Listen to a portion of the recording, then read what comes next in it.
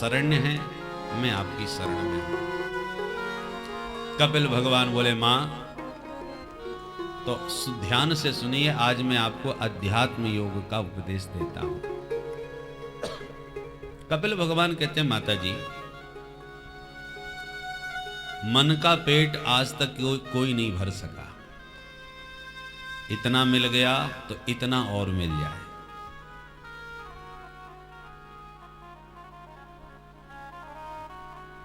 ये सुरसा की तरह मुंह फाड़ता रहता है।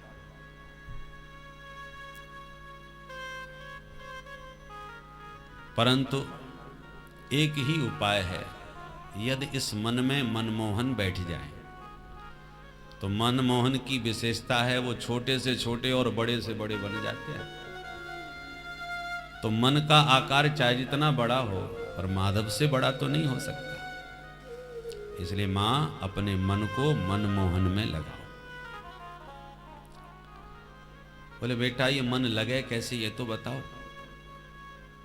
कपिल भगवान कहते हैं मां, सरल उपाय तो यह है कि जिसका मन मनमोहन से लगा हुआ है उससे तुम भी लग जाओ, तुम्हें भी वहीं लगा देगा। बिजली का तार जिसने पकड़ लिया उसे तो करंट लग गया, और जिसको करंट लग गया तुम उसी को पकड़ लो तो तुम्हें भी करंट लग गया।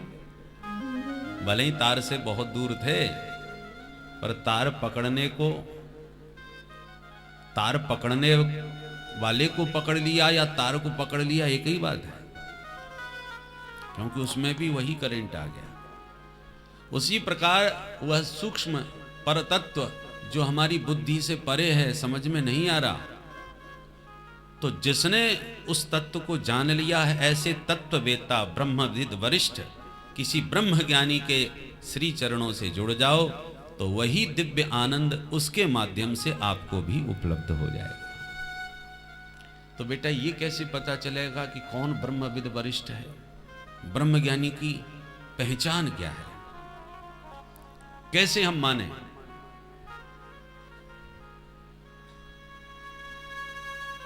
असली महात्मा से जो नकली महात्मा होते हैं वो ज्यादा आकर्षक लगते हैं। तो देखने में कोई बहुत आकर्षक लगे तो ये न समझ लेना ये असली ही होगा। बोलो राधे राधे। राधे राधे। डुप्लीकेट माल की पैकिंग और जोरदार होती है। असली हीरे से जो नकली हीरा होता है वो ज्यादा लाइट मारता है। तो चमक से ही जान आप किसी को हीरा नहीं कह सकते। तो फिर पता कैसे चले साधु का? वेश से ही तो पता चलेगा, कैसे पहचानेंगे? गोस्वामी जी ने कह दिया, तुलसी देख सुवेश भूलहि मूढ़ न चतुर नर। गोस्वामी जी ने सावधान किया। तुलसीदास जी कहते हैं, देख सुवेश, सुंदर वेश देख करके यदि कोई संत समझ बैठेगा तो धोखा खा जाएगा। क्योंकि वेश बनाने में रावण भी बड़ा चतुर था, काल ने भी महा होशियार था। हनुमान जी जैसे संत को उसने प्रभावित कर लिया काल ने। तो वेश तो कोई भी बना सकता है। तो फिर कैसे पहचान होगी? बोले लक्षणों से। लक्षण क्या है? तितिक्षवः कारुणिका सुहृदः सर्वदेहिना अजात शत्रवः शांता साधवः साधुभूषण। ये आभूषण है। साधु का प्रथम आभूषण है तितिक्षा, सहनशीलता। द्वंद्वों को सहन करना ही तितिक्षा है। सम्मान हो रहा है तो वो अहंकार में तनता नहीं कि देखो हमारे जलवे, देखो हमारा प्रभाव। और अनादर हो जाए तो वो मुंह लटका के नहीं बैठ जाता कि हमारी बेइज्जती हो गई। मान अपमान दोनों में वो समान रहता है। द्वंद्वों के प्रति दुख को सहे, सुख को भी सहे। आप कहोगे दुख सहन करने की बात तो समझ में आती है, सुख को क्या सहना? दुख से ज्यादा सुख का खतरा है। हार्ट अटैक दोनों में होता है। बहुत खुशी में भी आप खतरे में पड़ सकते हो, दुख में तो खतरा है। दुख में तो सभी परेशान होते हैं। सुख भी सहना चाहिए। सुख भी हमको बहुत ज्यादा प्रभावित उद्वेलित न कर दे। सुख को भी उसी भाव से सहन करो, दुख को भी उसी भाव में। आप अपने भाव में व्यग्र न हो। सुख दुख दोनों समान। दुख में तड़फो मती, सुख में फूलो मती। प्राण जाए मगर नाम भूलो मती। मुरली वाले को मन से रिझाते चलो। कृष्ण गोविंद गोपाल गाते चलो। तो जैसे दुख सहा जाता है, ऐसे सुख को भी सहो। सुख समृद्धि से, अहंकार से मत भर जाओ। नहीं तो ये भी महाराज विकृति का कारण बन सकता है। सुख में तो व्यक्ति नहीं बिगड़ता, पर दुख में तो नहीं बिगड़ता, पर सुख में प्राय बिगड़ जाता है। जिसके पास कुछ है ही नहीं तो वो क्या करेगा, और जिसके पास बहुत आ जाए फिर वो न बिगड़े, ये बहुत कठिन काम है। संपत्ति के आने के बाद जब अर्थ आता है तो अनर्थ भी आने लगते हैं जीवन में। तो अर्थ के आने पर अनर्थों की आंधी से हम उद्वेलित न हो, यह सुख को सहना। दोनों में समान। संतों में ये तितिक्षा होती है, खूब जय जयकार भी होती है। कहीं कहीं पर महात्माओं को लोग व्यंग के बाण भी चला चला करके खूब विचलित करते हैं, पर महात्मा उस अनादर को भी मुस्कुरा के सहते हैं। बूंद अगाध सहे गिर कैसे, खल के वचन संत सहे जैसे।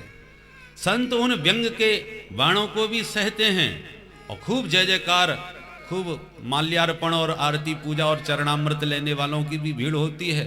उस आनंद को, उस सुख को भी सहते हैं। दोनों में वो सम भाव में रहते हैं। ये साधु के लक्षण है। इन लक्षणों से महात्माओं को पहचानो, वेशभूषा से नहीं। वेशभूषा के साथ साथ इन लक्षणों में जो स्थित है, जो तब वो पक्का साधु है। दूसरा लक्षण क्या है? कारुण का, उसका हृदय करुणा से भरा हुआ होता है।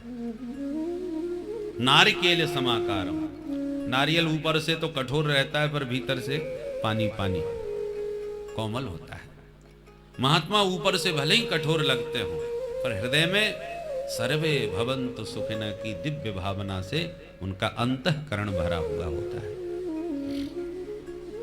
करुणा से स्वस्तिस्व विश्वस्य खल प्रसीदता, समस्त विश्व के मंगल की भावना उनके भीतर रहती है। क्यों? सुहृदः सर्वदेहिना, प्रत्येक देहधारी के प्रति, मनुष्य मात्र के प्रति ही नहीं, सर्वदेहिनाम, जितने देहधारी हैं, शरीरधारी हैं, सबके प्रति उसके मन में सुहृद का भाव होता है। सब उसको अपने ही बंधु बांधव लगते हैं, पराया कोई नजर ही नहीं आता। इसलिए अजात शत्रवः, हमेशा शत्रुता पराये से होती है, दूसरे से होती है। पर दूसरा संसार में कोई है ही नहीं तो दुश्मनी किससे करें? निज प्रभु मह देखें जगत, कहीं सन करें विरोध। जो सब में अपने प्यारे प्रभु का अवलोकन कर रहा है, वो विरोध करेगा तो किससे करेगा? पूरा शरीर हमारा है, ये ज्ञान हम सबको है। अब उस शरीर में अंग अलग अलग हैं। ये हाथ है, ये पैर है, ये पेट है, ये आंख है, ये नाक है, ये दांत है, ये जीभ है। अनेक अंगों से मिलकर के ही तो शरीर एक है, और वो समस्त अंगों से परिपूर्ण शरीर हमारा है। अब कभी कभी हमारे शरीर के एक अंग ने दूसरे अंग पर प्रहार कर दिया, तो बोलो आप किसके पक्ष में जाओगे? जिस अंग ने मारा है उसे मारोगे, या जो अंग घायल हो गया है उसका उपचार करोगे? कई बार होता है भोजन करते समय दांतों से जीभ कट जाती है, प्रायः सभी का ही अनुभव है, होगा। अब भोजन करते करते आप मुंह पकड़ के बैठ गए, किसी ने पूछा भोजन क्यों नहीं पा रहे, बोले साहब जीभ कट गई। अरे राम राम, किसने काटी? बोले साहब हमारे इन दांतों ने काटी। अब वो आपके ही दांतों के विरुद्ध आपको भाषण देना प्रारंभ करे, उकसाने का प्रयास करे, अरे राम राम तुम्हारे दांत बड़े दुष्ट हैं। एक अकेली प्यारी कोमल सी सुकुमारी जी हुआ, और ये पापी लोग 32 चारों तरफ से घेर के आतंकियों की तरह खड़े हैं, उखाड़ के फेंक दो इनको। आप बोले साहब 5 बार पहले भी कट चुकी है। अरे राम राम, इतने दिनों से ये दुष्ट अत्याचार कर रहे हैं उस बेचारी अबला के ऊपर, और तुम फिर भी सह रहे हो? बिल्कुल नहीं सहो, उखाड़ के फेंक दो सबको आज, अभी इसी वक्त। कितना भी जोशीला आपको भाषण दिया जाए, बोलो किसी को अपने दांतों पर क्रोध आएगा? 50 बार भी जीभ कटी हो तो भी किसी ने आज तक हथौड़ा लेके 2-4 दांत टपकाए क्या? कोई ऐसा नहीं करता, क्योंकि सभी जानते हैं बुरे भले जैसे भी हों ये दांत भी तो हमारे ही हैं। जीभ कटी उसका दर्द हमको हुआ, अब दांत तोड़ेंगे तब भी दर्द तो हमको ही होना है। जिह्वाम क्वचित संदसति त्वदद्भिः तद वेदनायाम कतमाय कुप्पेति। वेदना तो हो रही है, पर क्रोध किस पर किया जाए भाई? तो यह, क्योंकि प्रत्येक अंग हमारा है, हमारा शरीर का है, यह दिव्य भाव होने के कारण हम किसी भी अंग को अपनी तरफ से कोई कष्ट देना नहीं चाहते, क्योंकि उस किसी भी अंग को कष्ट देना अपने आप को कष्ट देना है, क्योंकि वो पराया नहीं है। तो जो विवेक, जो यह ज्ञान हमें अपने शरीर में सीमित है, संतों को यही ज्ञान समस्त संसार में हो जाता है। तो ऐसी विराट दृष्टि संतों की होने के कारण वो अजात शत्रु होते हैं, स्वप्न में भी कभी किसी के अनिष्ट की कल्पना भी नहीं कर सकते। साधु से हो या न कारज हानि। इन सब दिव्य लक्षणों से साधु को समझना चाहिए, पहचानना चाहिए। और जब ऐसा कोई ब्रह्मनिष्ठ तत्वज्ञ महापुरुष मिल जाए तो चूकना नहीं चाहिए, क्योंकि सबसे दुर्लभ यही वस्तु है। मुमुक्षुत्वम मनुष्यत्वम मुमुक्षुत्वम महापुरुष संश्रया। तो मनुष्य शरीर मिल गया, पर मनुष्य शरीर में मानवता मिल जाए, बड़ी बात है। मनुष्य तो बहुत है, पर मनुष्यत्व, मानव बहुत हैं पर मानवों में मानवता आ जाए, बहुत बड़ी बात है। क्योंकि मानव के शरीर में भी बहुत से दानव घूम रहे हैं। देखने में तो मानव वही है, सकल सूरत सबकी एक सी है, पर इस मानव के शरीर में दैत्यपना भरा है, राक्षसी वृत्ति भरी है।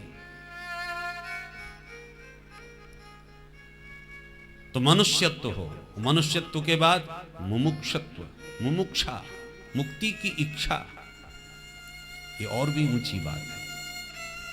मानवता से भी श्रेष्ठ बात है मुमुक्षा, क्योंकि व्यक्ति के भीतर मुक्ति की इच्छा जगह बहुत कठिन है। मुक्ति की इच्छा तभी जगेगी जब ये भवरोग समझ में आएगा।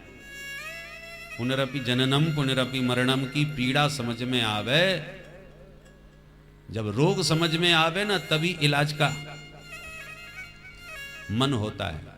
नहीं तो होम्योपैथिक गोलियों को मीठी मीठी जान करके भले ही कोई खा ले, क्योंकि वो बीमार नहीं मान रहा अपने आप को, इसलिए ऐसे ही वैद्य जी ने कुछ किया और किया कुछ और।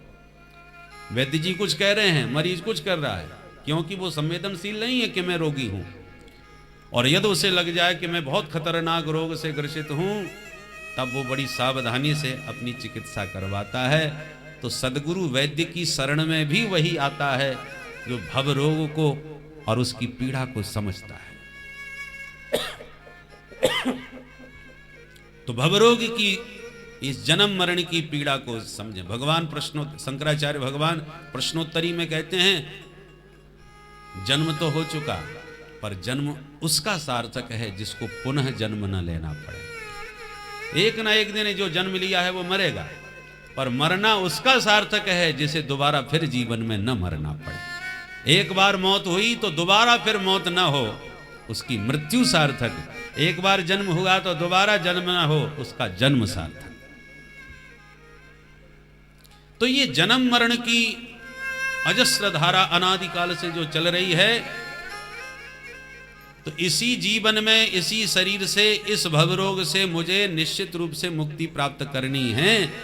ये जब उत्कंठा भीतर जगे, इसी का नाम है मुमुक्षा। तो ये मुमुक्षुत्व, और उससे भी ऊंची बात है फिर महापुरुष संश्रया। मुमुक्षा तो भीतर जग गई कि हमें मुक्त होना है, पर मुक्त करने वाला कोई जीवन मुक्त महात्मा भी तो मिले। ये सबसे दुर्लभ वस्तु है। इसलिए ऐसे जीवन मुक्त महात्मा दुर्लभ हैं, मिल जाएं तो चूकना नहीं चाहिए, तुरंत शरणागति ग्रहण कर लेना चाहिए, आश्रय ले लेना चाहिए। और ऐसे संत फिर मधुर मधुर भगवान के चरित्र सुना सुना के आपको भगवान का दीवाना बना ही देंगे। संगत की रंगत आती है जीवन में। सताम प्रसंगा मम वीर्य संवेदो भवन्ति हृत कर्ण रसायन कथा तज्जोषणादास्वपवर्गवर्मनि श्रद्धारतिर् भक्तिरनुक्रमेष्यति। ऐसे संत दिव्याति दिव्य गोविंद के गुण गणों का गायन कर करके, प्रभु की लीला कथाओं को सुना सुना के तुम्हें निश्चित रूप से भगवान के प्रति श्रद्धा उत्पन्न करेंगे। फिर श्रद्धा धीरे धीरे रति में परिणत होगी, और वही रति दिव्य भक्ति बन के आपके हृदय में प्रतिष्ठित हो जाएगी।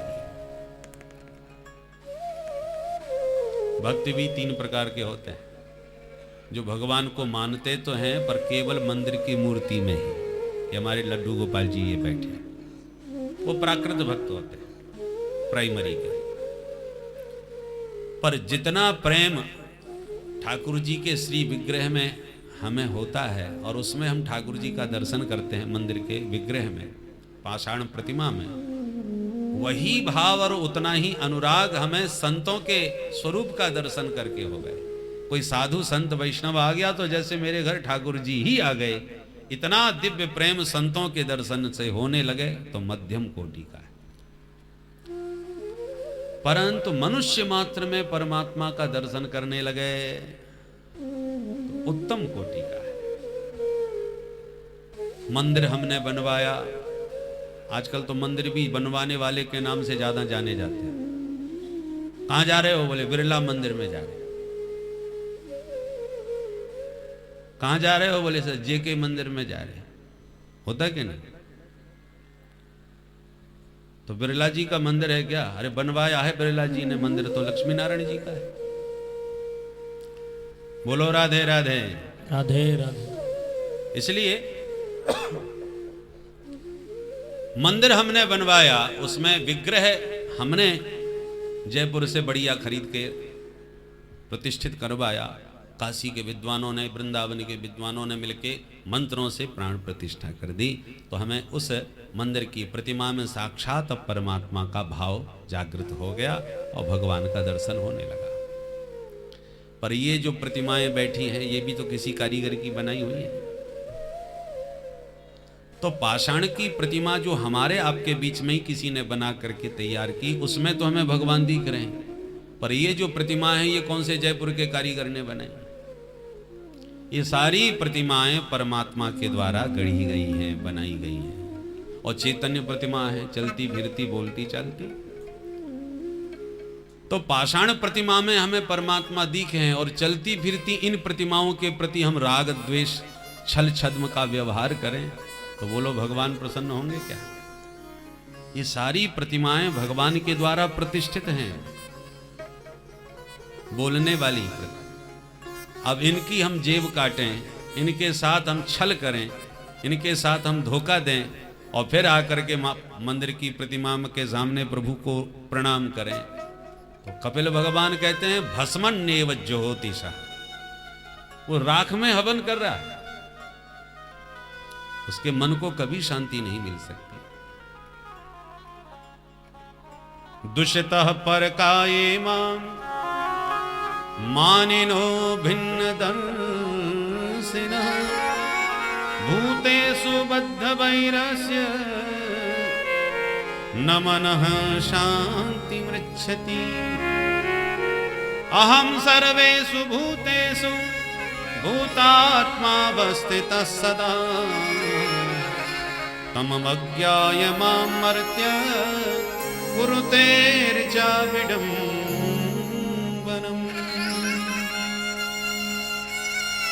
अब इन सब बातों का अर्थ ये न समझ लेना कि भगवान मूर्ति पूजा का विरोध कर रहे हैं। शब्दों पर ध्यान देना, इसमें मूर्ति पूजा का विरोध नहीं है। अरे भाई, बच्चा जब प्राइमरी में पढ़ता है तो उसको पढ़ाना ही पड़ता है। का माने कबूतर, खा माने खरगोश, ये सब पढ़ा दिया जाते हैं ना 12 खड़ी में। तो क्या जी का माने कबूतर ही होता है क्या? कोई कहेगा का माने कमल। अब का माने कमल कहना प्रारंभ कर दिया तो कोई कहे नहीं नहीं, ये तो भाजपा का चुनाव चिन्ह है, लगता है प्रचार का अभियान चल रहा है। बोलो राधे राधे राधे राधे। तो का माने कमल कहो या कबूतर कहो, ये तो केवल बहाना है काका ज्ञान कराने का। बच्चा कबूतर को देखकर या कमल को देखकर उसको काका ज्ञान हो जाए, उद्देश्य तो ये है। तो उस विराट ब्रह्म जो कण कण में व्यापक है, उसे समझने के लिए पहले हमें मंदिर की मूर्ति में ही प्रभु का दर्शन हो गए। ये निरावरण ब्रह्म है। ब्रह्म तो सबके भीतर है, ब्रह्म माने व्यापक। कुत्ते बिल्ली सुगर कुकर्म सब में है, पर वो सावरण है। सावरण ब्रह्म में आवरण पहले खड़ा है। या तो आपकी ऐसी दिव्य दृष्टि हो गई कि उस आवरण को हटा करके भीतर वाला तुम्हें नजर आ जाए, तो फिर आपको मंदिर जाने की आवश्यकता नहीं रहेगी। प्रहलाद जी को मंदिर जाने की आवश्यकता नहीं, उन्हें तो खम्भे में अपने नृसिंह का दर्शन होता है। तो ऐसी दिव्य दृष्टि मिल जाए प्रहलाद जैसे भक्तों की, तब तो ठीक बात है। ये तो एमए कक्षा की बात हो गई। तो एमए के विद्यार्थी को का माने कबूतर नहीं पढ़ाना पड़ेगा, वो तो जानता है, पढ़ चुका है। परंतु जिसको इतना ज्ञान नहीं, अक्षर का ही बोध नहीं है, उसको तो का माने कबूतर पढ़ाना भी पड़ेगा, उसे रटना भी पड़ेगा।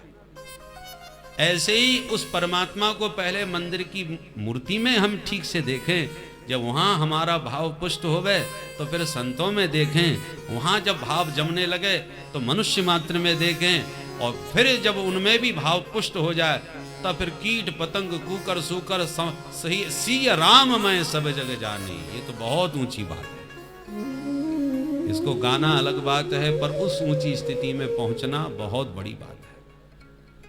पर भैया धीरे धीरे छोटी छोटी कक्षाओं से ही बड़ी कक्षाओं में प्रवेश मिलता है।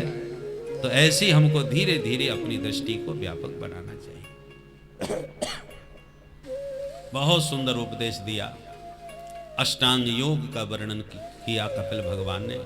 यम नियम आसन प्राणायाम प्रत्याहार धारणा ध्यान समाधि समझाई।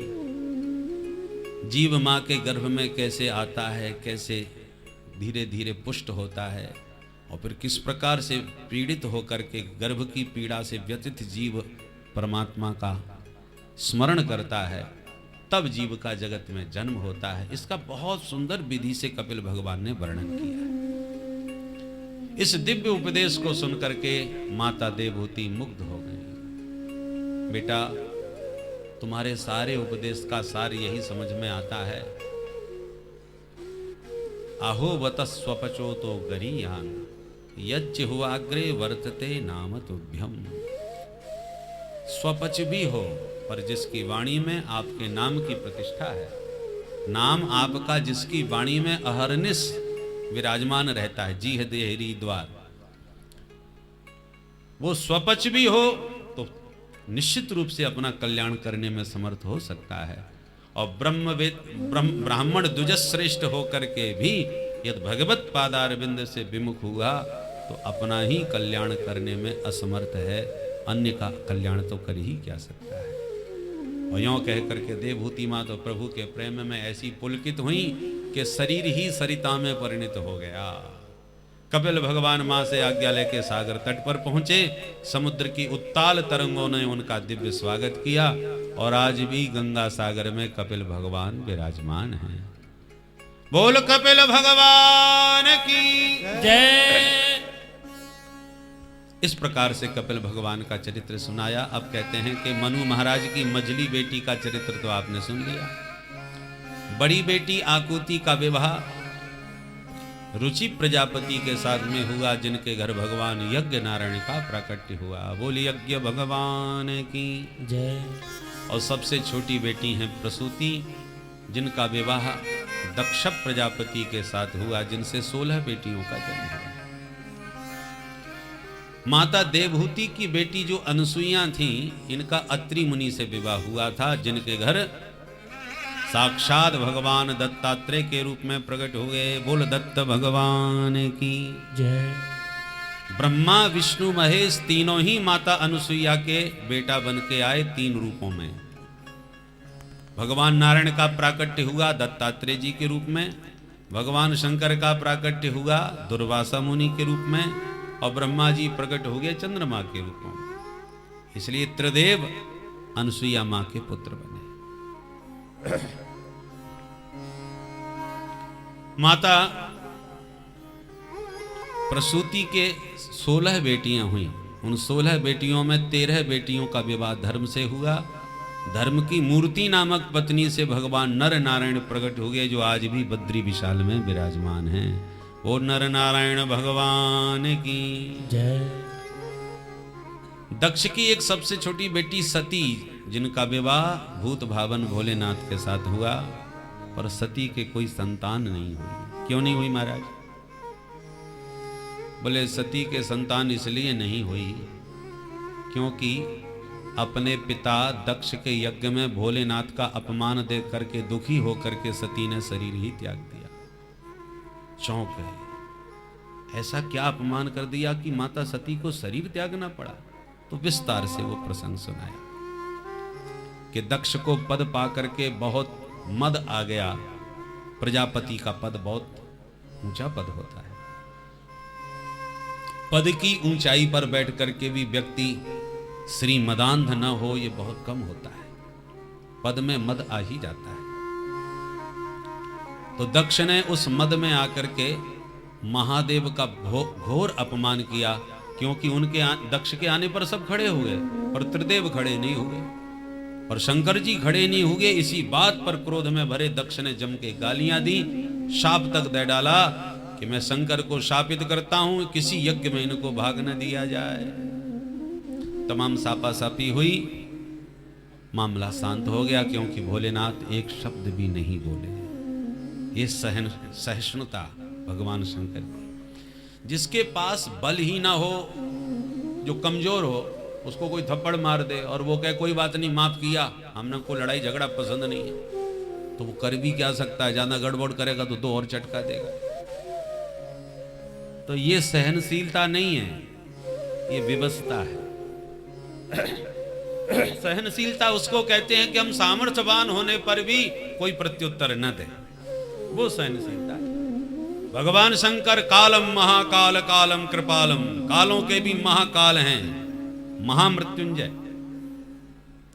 परंतु इतनी बड़ी अपार शक्ति के धनी होने पर भी भरे समाज में ससुर जी की गाली सुन के शांत लौट गए घर।